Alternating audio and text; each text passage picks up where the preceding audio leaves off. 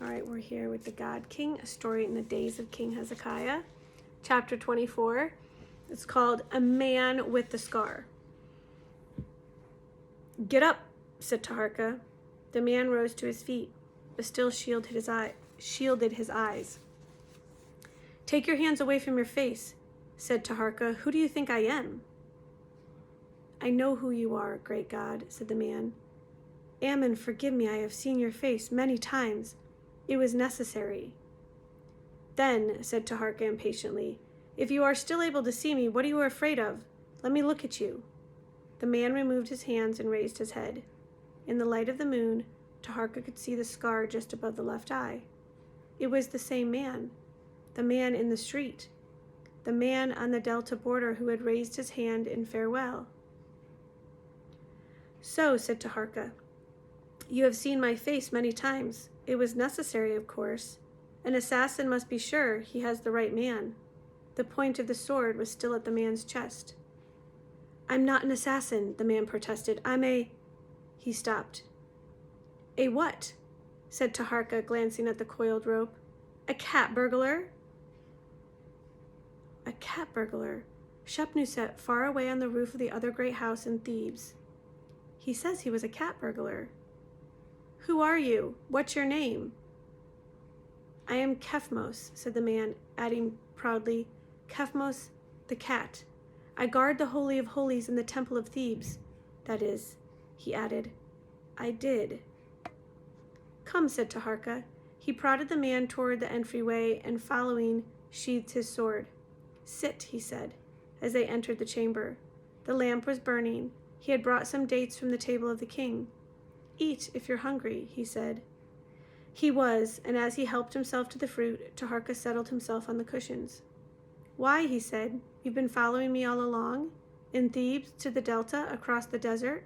How did you manage that? Why?" "She told me to," said the man called Kephmos, through a mouthful of dates. "She?" "The lady, the priestess." "Shepnuset?" Taharka felt as if someone had struck him a blow in the chest, as if Shepnuset herself had appeared in the little chamber. "What she tells me to do, I do," said Kephmos. "She saved my life once, when they would have had me beaten and I fought back. She got me the job in the temple. She said she might have use for me later, and she did." And as Taharka listened, humbled and shamed by his old doubts of the girl who loved him, Kephmos told him the story. He had indeed been a cat burglar as a boy, the highest rank in the profession, working for a gang boss, the master of a band of child thieves. But he had gotten away from the man, tried to find honest work, and had a hard time of it, and finally joined the army. One of his duties had been to arrest his old master. Out of revenge, the man had betrayed his past. "And," said Kephmos indignantly, "he even lied about my rank, said I was a purse snatcher." Sentenced to be beaten for fraud, he had defended himself and been cut down by a sword blow to the head. That's how I got the scar, and taken before the high priest who had sentenced him to death. But the lady said no. When the lady says no, it's no. She said she liked people with spirit, and there were things I could do for her. There were, sooner than we expected. I'm the one who got her into the Holy of Holies and barricaded it when the pretender came, just before the wedding. He wasn't the bridegroom." So she had really done it. And it's true, thought Taharka. With all his power and determination, Shabbataka had not won against her. She loves me.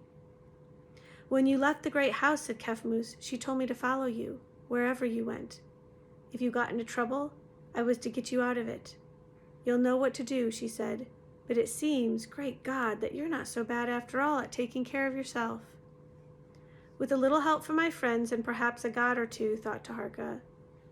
"I suppose," said Kephmos, "that at the time she didn't know what following you was going to mean, but she told me to do it, and I did it." Taharka looked at him in wonder. "How did you do it? The desert? How did you get across the desert?" "That was the easy part. The army again. I joined up with them." He rose suddenly frowning. That's why I'm here. Yes. Why are you here after all these weeks? Why do you suddenly show yourself? I'm safe now. No need to watch over me anymore. Now you can go back, tell Shep-nuset. He stopped. What message did he have for Shep-nuset? That they would never see each other again? Should I tell her you're coming back? Asked Kefmos. With the army? Taharka stared at him helplessly. These new friends of yours here in Jerusalem, could they help? How could they help? Yes, that's what I thought, said Kefmos gloomily. But there is something you ought to know, you and your friends. It's why I came here tonight. Taharka waited as the man finished the last date. One thing about my old gang boss, said Kefmos. He taught me a lot. He taught me how to listen for things people didn't want known. I'm a good spy. That's how I found you. I heard from the Mukri that you had been captured and that I had been tracking you down ever since. But while I was with the pretender, I thought I might as well keep an ear open. It's a good thing I did. Go on, said Taharka. The king of Judah, said Kefmos. He thinks he's safe now, but he's not. What do you mean? But already Taharka had begun to understand. The pretender knows he's going to have trouble at home. He's had news. The priestess, a lot of people are loyal to her. They will have heard of the Assyrians' victory, and if he goes back defeated, his tail between his legs. But, said Taharka slowly, if he goes back the conqueror of Judah, the conqueror of Canaan like Ramses the Great. That's the plan, cartloads of tribute, slaves, maybe even the king of Judah in a cage. Taharka felt a little sick. Sennacherib, Shabbataka. Where was the difference? Evil was evil, wherever it arose. Choices. Hezekiah had said, the time had come when the choice must be made, for good and all. He thought of Hezekiah asleep in the king's chambers, dreaming of the prospect of life. He thought of Shep-nuset, brave little Shep-nuset, and the asp, the girl who loved him and had watched over him from afar, the brave lady gathering her supporters to stand against the usurper. But how long could she do it alone? A grim smile played around Taharka's lips. His life had been given back to him by some twist of fate or a hand of God. Now once again it hung in the balance, but he had made his choice.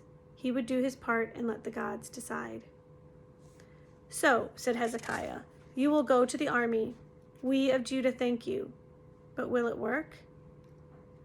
Taharka had gone with Kefmos and Amos to bring the warning to the king. Already there had been news. The Cushite army had not returned to the Nile. It was camped not far away. But they would want him back, said Kefmos, except for his Somali guards. The army does not favor this king. The portents have not been good. The sun has done strange things. The earth has trembled. The army has been defeated. Not all of them really believe he's the god. But what will they think me? Said Taharka, a pretender? None of them know my face. I can vouch for you, great god, said Kefmos. Who would believe you? Said Taharka bluntly. Besides, I will not put you in this peril. Whatever happens, the priestess will need you in Thebes. Hezekiah had risen to his feet. You do not have to do this. We took our chances with Sennacherib. We will take our chances with this Shabbataka. No, said Taharka. I will play out this game to the end. 2 impossible things have happened already, and perhaps one more will happen now. I will send you out with the army, said Hezekiah. I will ride at your side, the king of Judah and his army, restoring Pharaoh to his men. They'll cut you down. You will only hasten the ruin of your people. The Cushites couldn't stand against the Assyrians, but, forgive me, no army of Judah can stand against them. And he said what in his heart he had always felt was true. I must face him alone. Amos spoke for the first time. Not alone. He too rose to his feet. He began to pace restlessly around the room. Listen, he said, this could succeed. And to Kefmos, you say the army is not completely loyal to this pharaoh? I've been one of them, said Kephmos. I've heard what they say when the captains aren't listening. They remember who the golden wand pointed to. Some think this man has murdered the true God and that he's under a curse. So if they had a choice, Kephmos snorted, when did they ever have a choice? Let's give them a choice, said Amos. He smiled at Taharka. Remember Talos and the stories of his people? Let's let them choose their king. How will we do that? First, said Amos, you must not face him alone. That is the one thing you must not do. The people must be there to witness. No message, no warning, no private meeting surrounded by his guards. We will ride out, you and I, to their camp. I will be your spokesperson, your Rab Shakah, but they won't know that.